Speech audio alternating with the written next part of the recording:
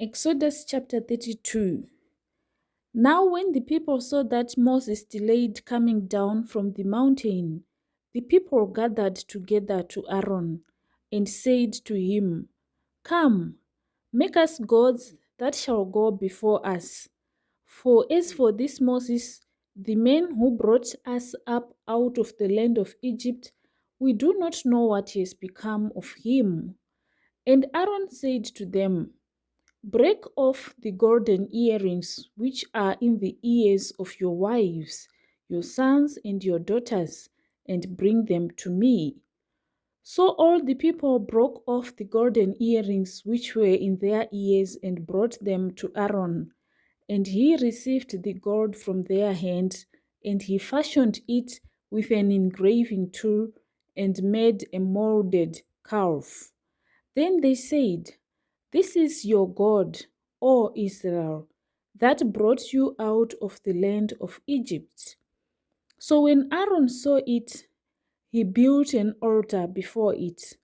And Aaron made a proclamation and said, "Tomorrow is a feast to the Lord." Then they rose early on the next day, offered burnt offerings, and brought peace offerings, and the people sat down to eat and drink, and rose up to play. And the Lord said to Moses, "Go, get down, for your people whom you brought out of the land of Egypt have corrupted themselves. They have turned aside quickly out of the way which I commanded them. They have made themselves a molded calf, and worshipped it and sacrificed to it, and said, 'This is your God, O Israel, that brought you out of the land of Egypt.' And the Lord said to Moses, 'I have seen this people, and indeed it is a stiff-necked people. Now therefore let me alone, that my wrath may burn hot against them, and I may consume them, and I will make of you a great nation.'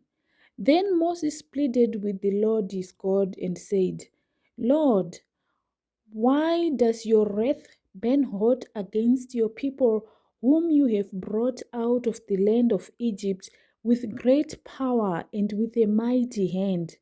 Why should the Egyptians speak and say, "He brought them out to harm them, to kill them in the mountains, and to consume them from the face of the earth"?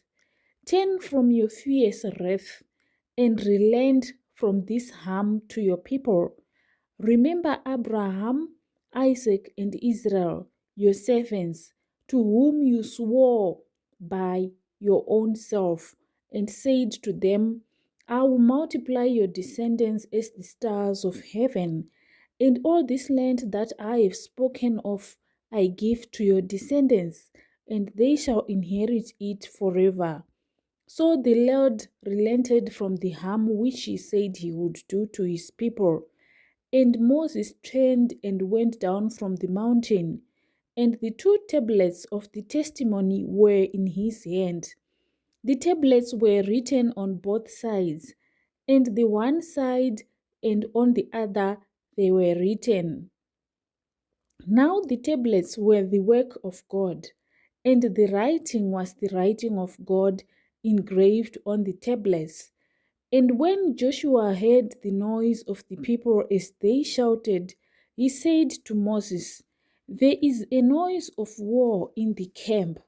But he said, "It is not the noise of the shout of victory, nor the noise of the cry of defeat, but the sound of singing I hear." So it was, as soon as he came near the camp, that he saw the calf and the dancing. So Moses' anger became hot, and he cast the tablets out of his hand and broke them at the foot of the mountain. Then he took the calf which they had made, burned it in the fire, and grounded it to powder. And he scattered it on the water and made of the children of Israel drink it. And Moses said to Aaron, "What did these people do to you that you have brought so a great sin upon them?" So Aaron said, "Do not let the anger of my Lord become hot. You know the people, that they are set on evil. For they said to me, 'Make us gods that shall go before us.' As for this Moses, the man who brought us out of the land of Egypt, we do not know what has become of him." And I said to them, "Whoever has any gold, let them break it off." So they gave it to me, and I cast it into the fire, and this calf came out. Now when Moses saw that the people were unrestrained, for Aaron had not restrained them, to their shame among their enemies, then Moses stood in the entrance of the camp and said, "Whoever is on the Lord's side, come to me." And all the sons of Levi gathered themselves together to him, and he said to them, "Thus says the Lord God of Israel, let every man put his sword on his side, and go in and out from entrance to entrance throughout the camp, and let every man kill his brother, every man his companion, and every man his neighbor." So the sons of Levi did according to the word of Moses, and about 3,000 men of the people fell that day. Then Moses said, "Consecrate yourselves today to the Lord, that he may bestow on you a blessing this day, for every man has opposed his son and his brother." Now it came to pass on the next day that Moses said to the people, "You have committed a great sin. So now I will go up to the Lord. Perhaps I can make atonement for your sin." Then Moses returned to the Lord and said, "Oh, these people have committed a great sin, and have made for themselves a god of gold. Yet now, if you will forgive their sin, but if not, I pray, blot me out of your book which you have written." And the Lord said to Moses, "Whoever has sinned against me, I will blot him out of my book. Now therefore, go, lead the people to the place of which I have spoken to you. Behold, my angel shall go before you. Nevertheless, in the day when I visit for punishment, I will visit punishment upon them for their sin."